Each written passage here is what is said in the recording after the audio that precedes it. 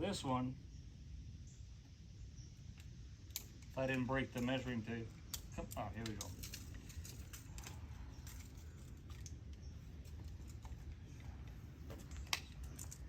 How many takes is this gonna take?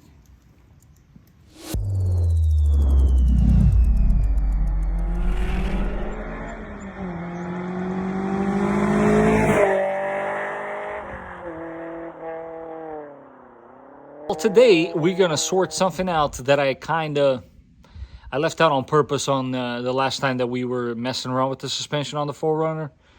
Let's just say I feel like it needs to be matching underneath. What do you guys think? Is it gonna change the height though? But of course it changed it. What was I thinking? Ladies and gentlemen, welcome back to the channel. This is the Vikings Garage. And on today's episode, hopefully we're gonna fix a situation that I created by, well, it's really not a situation, but when I did install the rear springs that I thought would look so beautifully underneath there where nobody can see them ever. I'm the only one who knows they're there. I did raise the back of the car a bit too much. But for those of you that have now watched episode 1 and 2, I'm going to give you guys a very quick and fast forward recap.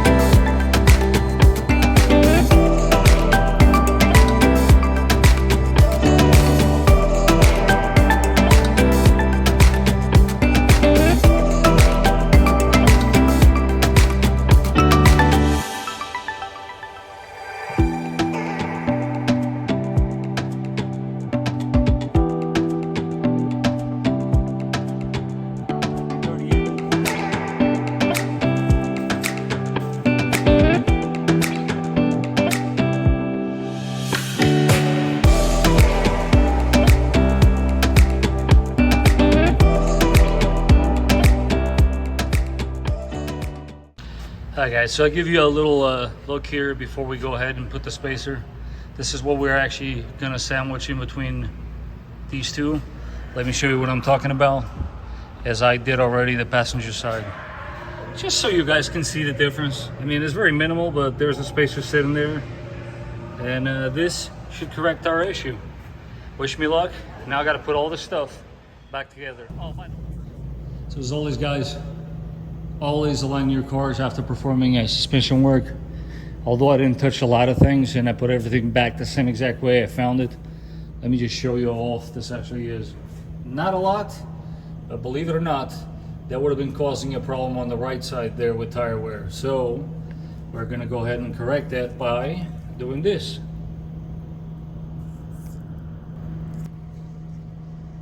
That quick, simple, and easy. It only takes a few minutes, guys, and your tires will thank you.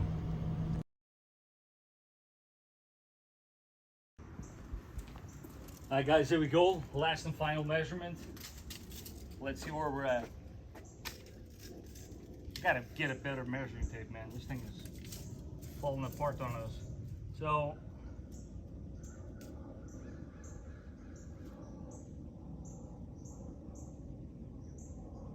$35 3/4.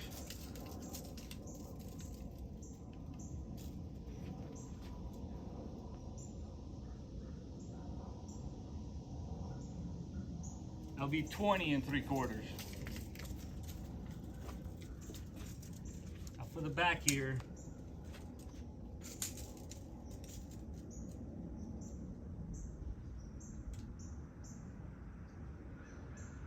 that'll be 38 1/2.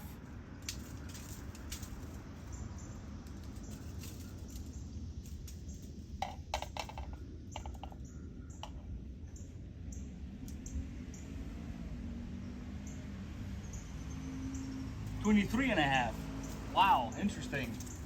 And now, of course, as before, the money shot.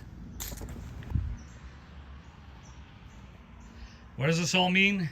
I'm not really sure, but this is how I'm leaving it. It's not that on, as you can see, but guys, for me, this is as good as it's gonna get. I know I said I was happy with it before, but then the more and more I looked at it, the more and more it was bothering me. I still think it looks a little raked. What do you guys think? But for now, it is gonna stay this way. I am pretty pleased with it. So to finalize this video, we're gonna go out with a bang. I'm gonna teach you guys how you can aim your own headlights at home. Now, why are we aiming the headlights? It's very simple. In my particular case, I messed with the suspension. So every time you do that, you gotta aim your headlights. We also replace the headlights. Every time you replace your headlights, you wanna aim the headlights because you wanna make sure they are aimed in the correct location. So how do you do that, you might ask? Well, it's very simple. According to the manual, you want to put your car 7 feet away from the desired target, and roughly, per the manual, is 36 inches and a quarter. But because I raised this car roughly an inch, we are going with 38 inches. So 38 inches is where this line is.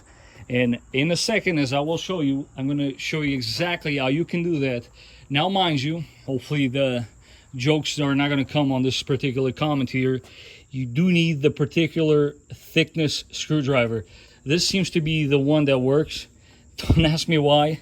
No jokes, guys. It does have to fit in this hole exactly perfectly. Now, it's a little tough to see, but if you look down there, there is a gear with some teeth on it. The key is that you get your Phillips in there, and what you're gonna do when you are adjusting them, you're gonna turn this while looking in this direction. Now, I'm showing you this now because the next footage you're going to see is going to be in the dark. And I just wanted to make sure that you guys know that there is an access hole. This is the one. And you do need the correct screwdriver.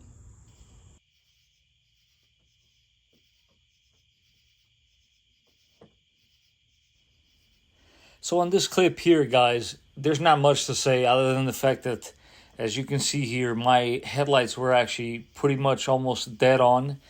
That's actually a very good sign. As you know, my car has had previous accidents, so that's always a plus when you see stuff like that.